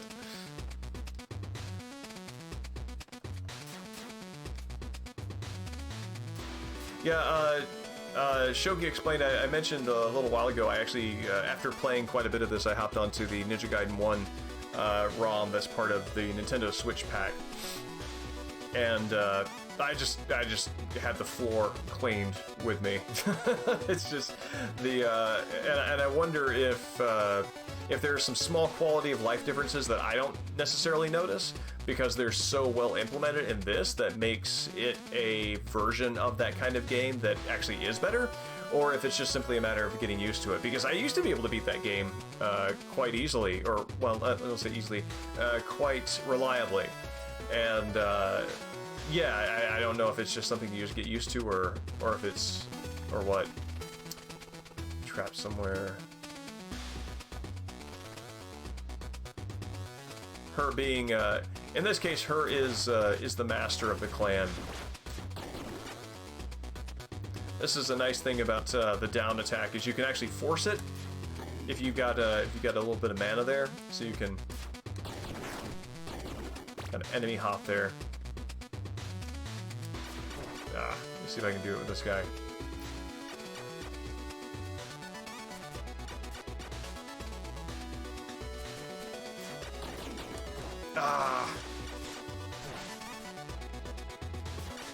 There we go.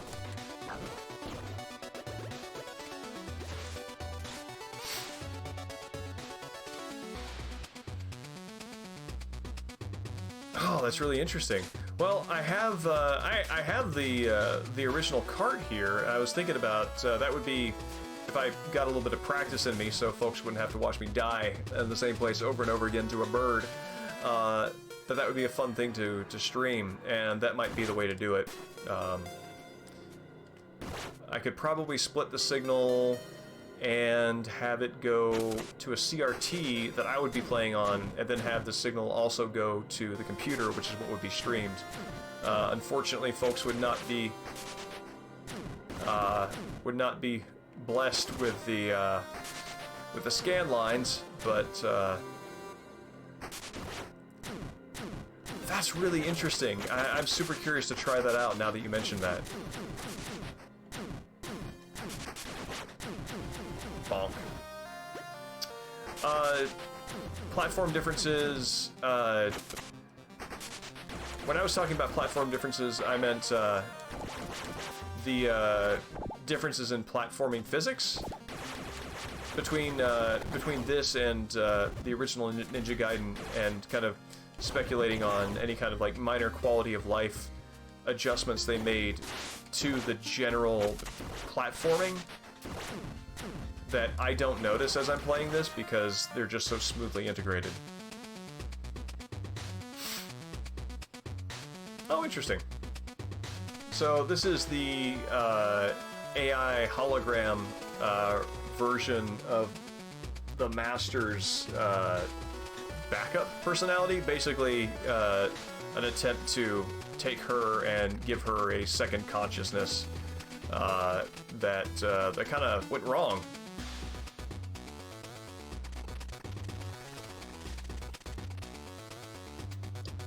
And again, so Shogi explained, I mentioned this I think earlier, but one of the things that is neat about this game, besides the fact that it's a fun game about ninjas and robots and the story is neat, it actually takes the sort of the transhuman notion of taking our minds and putting them in robotic bodies as a way of sort of perpetuating our existence, and it actually answers the question of, is that like what are the ramifications of that, in a way that I often don't see, because a lot of the fiction around that idea is very optimistic, and I actually don't think that would work out super well for me. I think that would just create a copy of me that I experientially would have nothing to do with, and that's kind of one of the underlying assumptions about that technique, so to speak, that this game uses, that there's an AI copy of her that is independent of who she still is, that she's actually still alive. This is just a copy, and that actually plays out in a boss that's coming up quite nicely.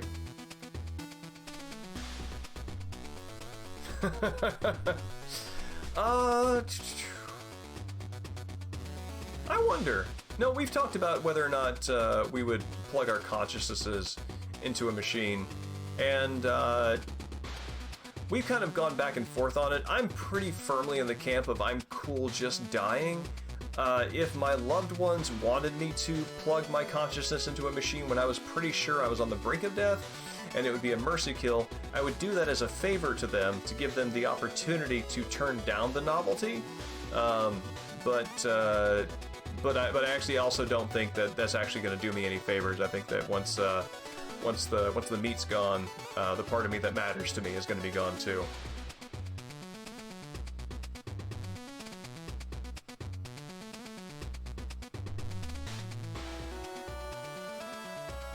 Yes, as a matter of fact, it does, which is where that transhuman conversation originated. Yeah, there's a Black Mirror episode that I thought was really neat to that end, and it answered it in a way that's much more optimistic than I feel about that technology. I'm not going to let a little thing like being killed get in the way of my duty. See, that's a line and a chutzpah I respect. On the other hand, that robot maybe has an unhealthy attitude toward crunch.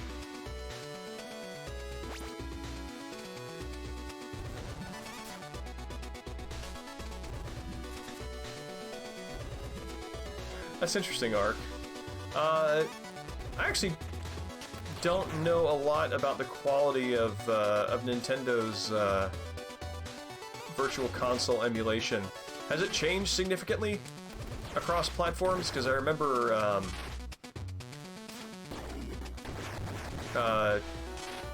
there being some question as to how much fidelity the Virtual Console versions of games had around the time it showed up on the Wii.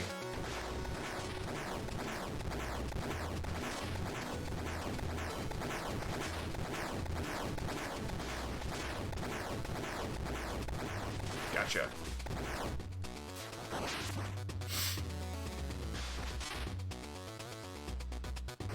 Oh, I see. By track and field, do you mean the one that had the special stomping pad peripheral?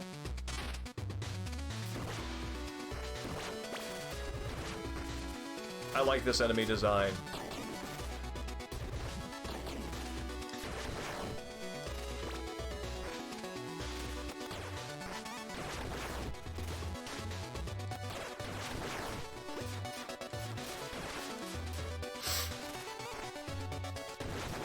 I always thought that it's interesting that the track and field game software is emulated on VC, because I always thought that that game was more or less kind of a shell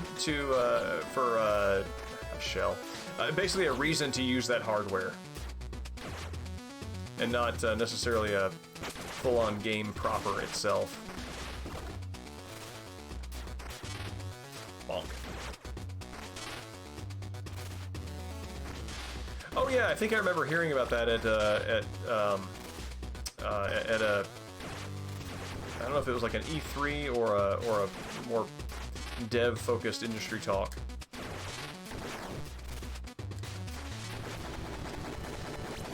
Which I believe put some preservationists up in arms. I'm going to be blocked by a computer. I didn't pay much attention during cyberspace training. Ninjas with cyberspace training. I don't know if you can get any better than that. That's awesome. I don't have an interface device handy. Time to brute force this thing. Immediately dead outside the computer. That's great. And I also like that he's this far away, so either he was critically injured and crawled away, or he got just like pushed out by the computer entirely. Fortunately, I, as Cyber Shadow, am an interface device myself. Assistant Hagen stayed behind, but I need to make sure no one goes in or out. Dr. Projan said the area must be sealed, so I'm using a cyber encrypted lock. So, Shogi explained, you you know, network security is cyber encryption. Cyber encryption in an industry standard term.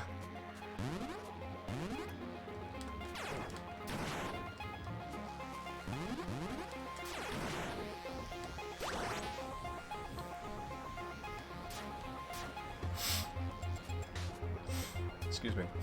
That's interesting. I wonder if my folks still have the old power pad. It's just amazing how many of those things, like, were just sold or given away at yard sales that I don't think anybody...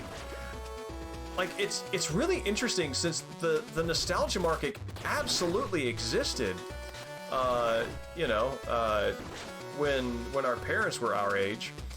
And, it's just kind of weird to me that there was maybe less forward thinking on that, on the long-term value of keeping that stuff around, given how pivotal it was to so many kids' childhoods. Or maybe it's just a matter of, you know, some folks don't look at possessions from that frame and they're like, all right, I want the garage back. Time to get some junk out of here. Sorry, kids, you've moved out of the house. Well, Shogi explained, I'm very glad that Cyber Shadow has taught you something about network security. I think we should all be certified in cyber encryption.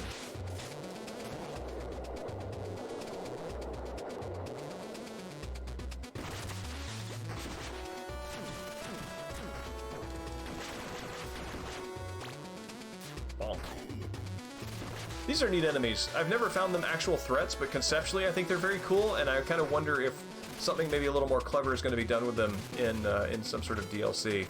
But yeah, now they're for the most part, in my experience, they're just kind of things to slice through. But I definitely think they could something really cool could be done with them.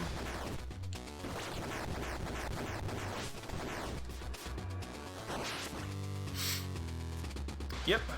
That is absolutely correct. There are things that I created when I was a boy on a Mac, specifically for a game called Glider 4.0 and Glider Pro, that are next to impossible to get working on emulator because Mac emulators, for reasons I don't quite understand, are really fussy with with some aspects of the game that I made them for.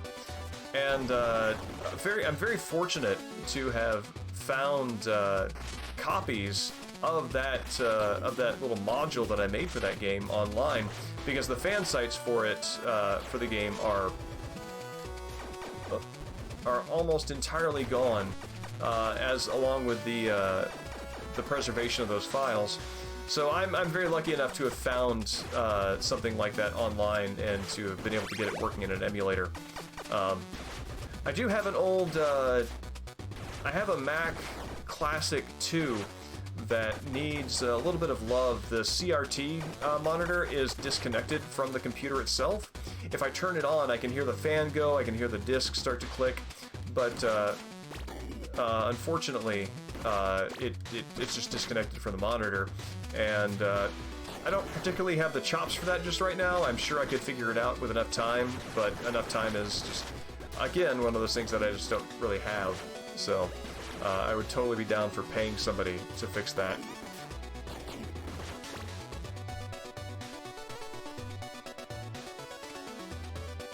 Oh my god.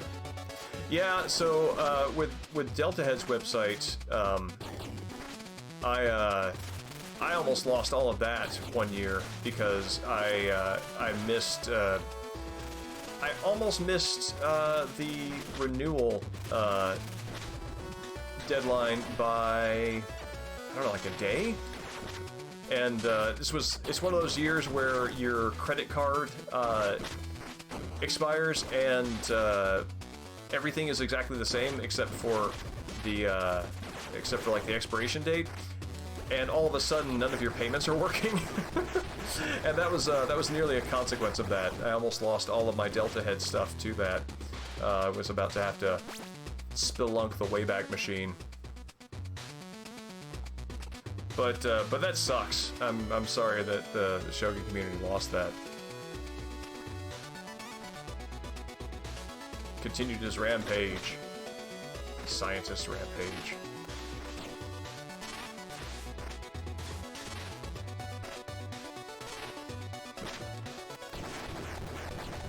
There is something to be gained by destroying this one. Yeah, there we go.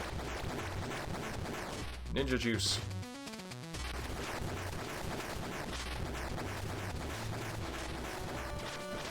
Oh wow, it took more than one hit to kill.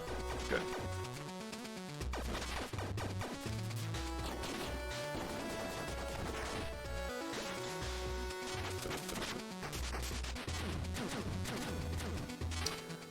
That's really interesting. I have not thought about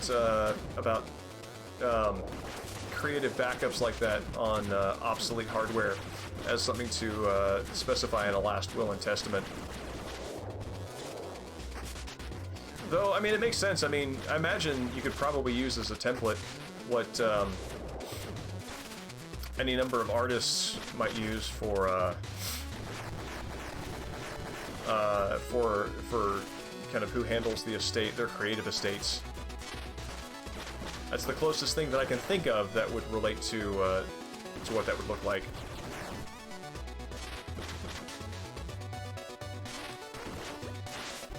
Yeah.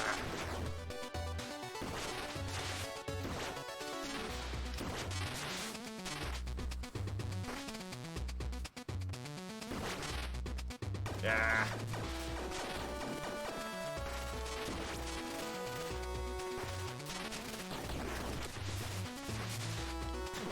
Yeah. There we go.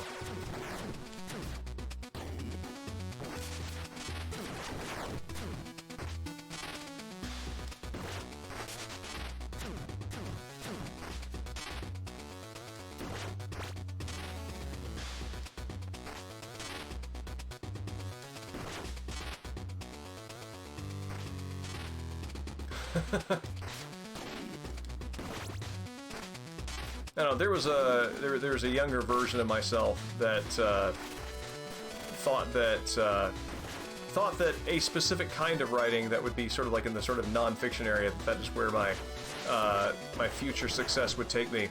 And I've since discovered that that is less the kind of writing that I'm interested in as an adult. But every so often, I get that sort of like twinge to document or to journal about something that's going on, and I feel like I am derelict of duty by not doing so. And then I remember that I actually don't care about that anymore. My value as a writer and a creative person does not necessarily lie with non-fiction documentation of stuff.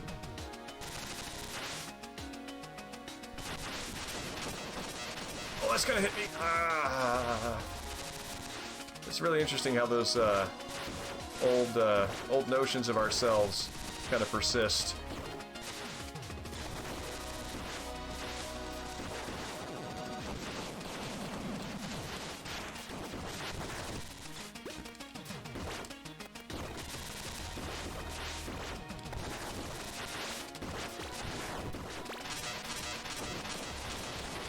This is that's a place where the up attack is really useful, even if it's even if it doesn't have the projectiles attached to it.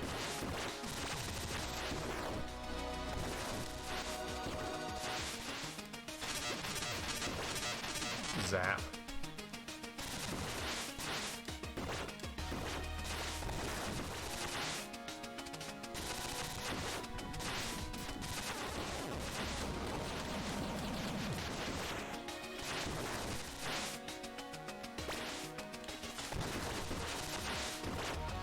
Kind of think I might die here, but at the same time I'm also doing well enough that... Yeah, there we go. Got him.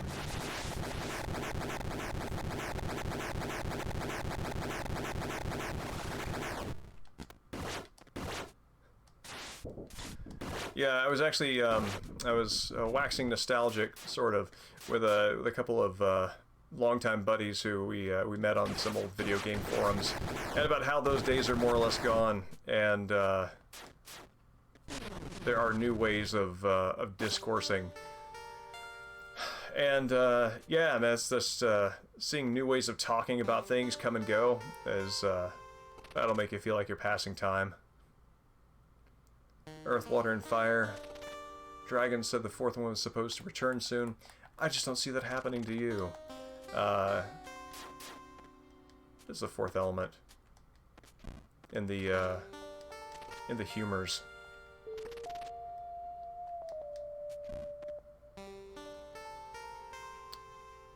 It's alright, so that's looks like thunder, lightning. Looks like fish. Looks like effervescing squid, and this is angry lizard lightning. Of course, the classic four humors.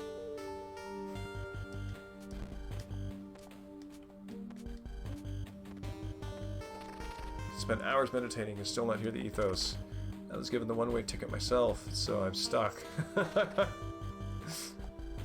I guess all of us get a one-way ticket to the ethos at some point, yeah?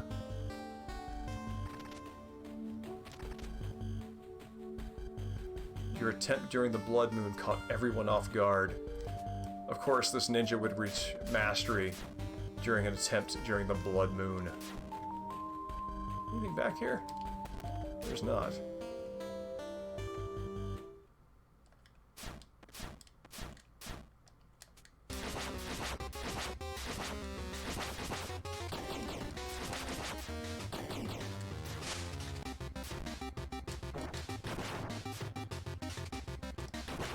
So this is neat, like you have to attack this crystal, and these ninjas that spawn are vulnerable either when they have their guard dropped or when they're falling. So you gotta keep this under control, because they will absolutely wreck you if you pay too much attention to the crystal and just let a ton of them spawn. There we go.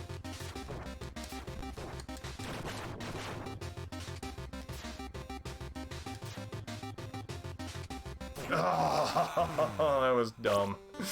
I had that. Alright, one more time.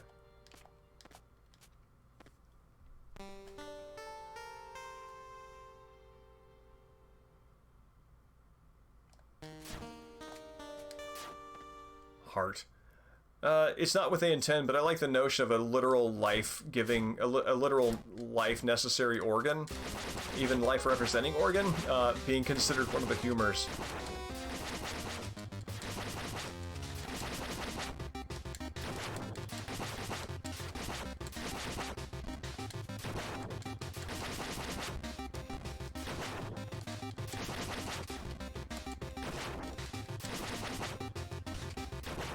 Here's preemptive crowd control. Oh.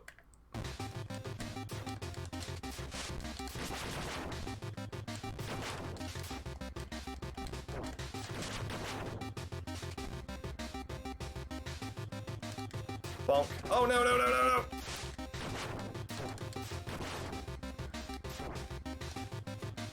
Got him. Forged Will.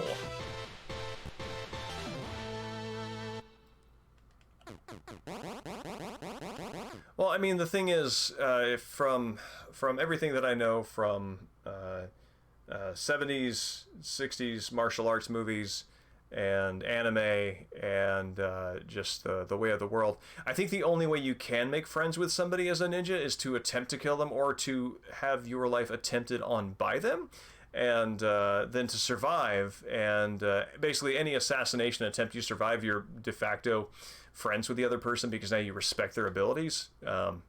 That's I think that's how ninjas make friends. Pew. Oh yeah, the Shadow Man from Prince of Persia. Actually, Jordan Mechner published a book, The Making of Prince of Persia, which I think you would really enjoy. It's fascinating how that idea came about, and the need that it fulfilled.